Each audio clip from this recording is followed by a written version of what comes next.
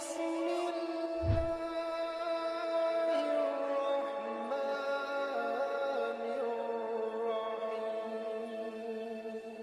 السلام علیکم ناظرین۔ پیارے ناظرین، آج ہم بات کریں گے تاریخ کے گمشدہ شہر کی، جس کا نام ارم تھا۔ 1000 ستونوں والا ایک خوابوں کا شہر، جسے آج سے 3000 سال قبل ایک دیو ہیکل قوم نے تعمیر کیا تھا۔ ایک ایسا شہر جہاں ایک مصنوعی جنت بھی بنائی گئی۔ یہ وہی گمشدہ شہر ہے جسے سینکڑوں سال سے خزانے کی لالچ میں لوگ تلاش کرتے آ رہے ہیں۔ جب ایک شخص عرب کے صحرا میں بھٹکتے ہوئے اس شہر میں چلا گیا، پھر اس نے کیا دیکھا تھا، آج ہم اس پراسرار شہر اور اس کی مکمل تاریخ کو اس ویڈیو میں پیش کریں گے۔ قوم عاد اپنے دور کے سب سے طاقتور ترین قوم تھے۔ یہ لوگ دوسروں کے مقابلے زیادہ قداور اور توانا تھے۔ مال و دولت بھی ان کے پاس بے شمار تھی۔ اپنے اونچے قد اور شان و شوکت کی وجہ سے انہیں بلند مقامات پر بسنے اور بلند و بالا عمارتیں بنانے کا بڑا شوق تھا۔ تاریخ میں عاد کے نام سے 2 قومیں گزری ہیں، ایک کو عاد اولی اور دوسرے کو عاد ارم کہتے ہیں۔ عاد اولی سام بن نوح کی اولاد تھے اور یہ عرب کے جنوبی علاقے میں آباد تھے۔ عاد اولی کی طرف اللہ نے حضرت ہود علیہ السلام کو مبعوث کیا تھا، لیکن قوم عاد کی بدعمالیوں کے سبب انہیں تباہ کر دیا گیا۔ ان کے تباہ ہونے کے بعد حضرت ہود علیہ السلام بچے ہوئے لوگوں کو لے کر حضر موت کی طرف ہجرت کر گئے۔ ان کی رہائش احقاف کے علاقے میں تھی۔ یہاں اس قوم نے خوب ترقی کی اور اللہ نے انہیں بے شمار نعمتوں سے نوازا۔ انہیں عاد ارم کہا جاتا ہے، اور یہ جس علاقے میں آباد تھے اسے شہر ارم کا نام دیا گیا۔ اس شہر کو ذات العماد بھی کہا جاتا ہے، جس کے معنی ستونوں والا شہر ہے۔ یہ شہر طوفان نوح کے کافی بعد بسا اور کافی ترقی یافتہ تھا۔ عاد ارم کے لوگ کم از کم 12 گز لمبے ہوا کرتے تھے۔ طاقت کا یہ حال تھا کہ بڑے سے بڑے پتھر جس کو کئی آدمی مل کر بھی نہ اٹھا سکے، ان کو ایک آدمی ایک ہاتھ سے اٹھا کر پھینک دیتا تھا۔ ان کے شہر کے 4 دیواروں کے اندر بڑے بڑے محل اور اونچے اونچے ستون تھے۔ اللہ نے اس خوبصورت شہر کا ذکر قرآن مجید میں کچھ یوں کیا ہے: کیا تمہیں معلوم ہے کہ تیرے رب نے قوم عاد سے کیا معاملہ کیا؟ یعنی ارم شہر والوں سے جو بڑے بڑے ستونوں والے عمارتوں میں مسکن بناتے تھے، اور وہ لوگ جن کے زور قوت کے برابر کوئی قوم ان کے ملکوں میں پیدا ہی نہیں کی گئی تھی۔ مورخین نے لکھا ہے کہ عاد ارم عمان، یمن اور عدن کے علاقے میں آباد تھے۔ ان میں 2 بادشاہ طاقتور ترین بادشاہ بنے، ایک کا نام شدید اور دوسرے کا نام شداد تھا۔ یہ دونوں آپس میں بھائی تھے۔ شدید کی موت کے بعد اس کا بھائی شداد تخت نشین ہوا، اور اس نے اپنی حکومت کو مزید وسیع کیا اور بے شمار لشکر و خزانے جمع کر دیے۔ اس نے اپنی سلطنت کی رونق و کمال کو عروج تک پہنچا دیا۔ شداد کتابیں پڑھنے کا بڑا شوقین تھا۔ اس نے کتابوں میں پڑھا کہ موت کے بعد اللہ اپنے بندوں کو پھر سے زندہ کرے گا اور جنت میں داخل کرے گا، جو ایک حسین اور خوبصورت جگہ ہے، اور جہاں کائنات کے ہر آرام و آرائش میسر ہوں گے۔ جب اس نے جنت کے باغوں اور نہروں کے متعلق پڑھا تو اس کے ذہن میں یہ خیال آیا کہ کیوں نہ میں بھی ایک ایسی ہی جنت دنیا میں تعمیر کروں کہ جو اس جنت کے مشابہ ہوگی، اور وہاں لوگوں کو آباد کروں گا۔ لہٰذا اس نے اپنے وزیروں اور امراء کو جمع کیا اور حکم دیا کہ ایک ایسی جگہ تلاش کی جائے کہ جہاں بہت زیادہ درخت ہو، وہاں صاف کھلی فضا ہو، اور ایک وسیع میدان ہو کہ جہاں میں اپنی جنت بنا سکوں۔ اس کے لوگ ایسی جگہ کی تلاش میں نکل پڑے۔ کافی ڈھونڈنے کے بعد انہیں ملک عدن کے زمین پر ایک مقام ملی جو شداد کی خواہش کے متعلق ہو۔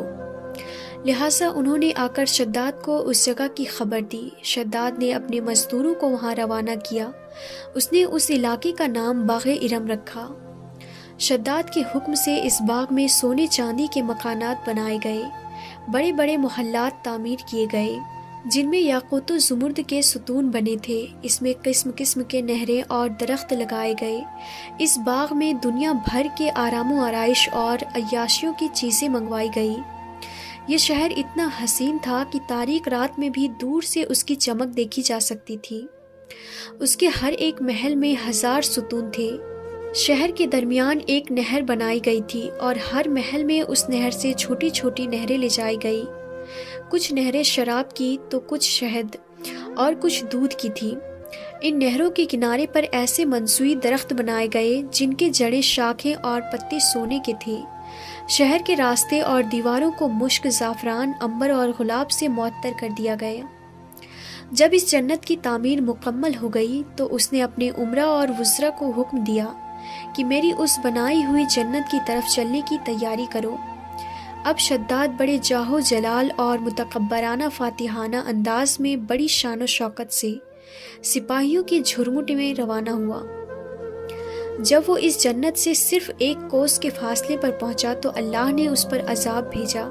آسمان سے ایک ایسی چیخ سنائی دی کہ شداد زمین پر گر پڑا اور اس نے اپنی ہی بنائی ہوئی جنت کی ایک جھلک بھی نہ دیکھ سکا۔ وہ اسی مقام پر اپنے لشکروں سمیت ہلاک ہو گیا اور کوئی بھی اس شہر میں داخل نہ ہو سکا۔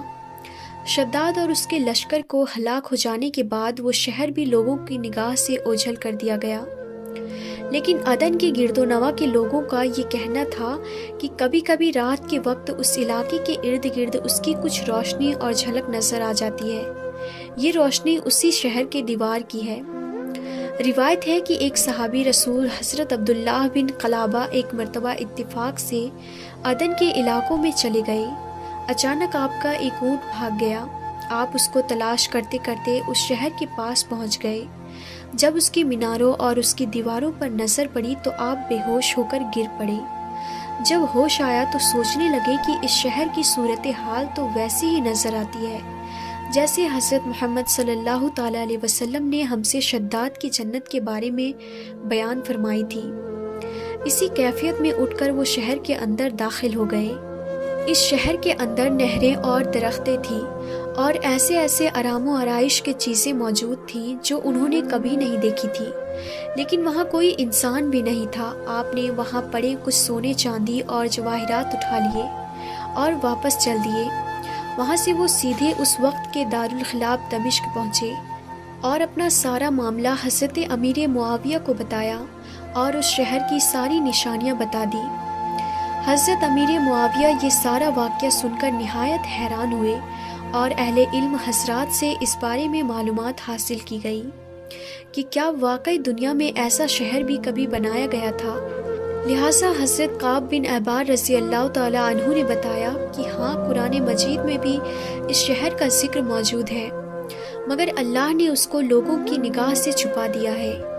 حضرت کعب بن احبار نے بتایا کہ نبی صلی اللہ تعالیٰ علیہ وسلم نے فرمایا تھا کہ میری امت میں سے ایک آدمی اس شہر میں چلا جائے گا اور وہ چھوٹے قد، سرخ رنگ کا ہوگا۔ اس کے ابرو اور گردن پر 2 تل ہوں گے۔ وہ اپنے اونٹ کو ڈھونڈتا ہوا اس شہر میں پہنچے گا اور وہاں کے عجائبات دیکھے گا۔ جب حضرت معاویہ نے تمام نشانیاں حضرت عبداللہ بن قلابہ میں دیکھی تو فرمایا کہ واللہ آپ وہی شخص ہیں۔ عرصہ دراز تک یہ شہر اپنے خزانے کی کہانیوں کی وجہ سے مشہور رہا ہے اور ہر دور میں سیاح اس شہر کی تلاش میں رہے ہیں۔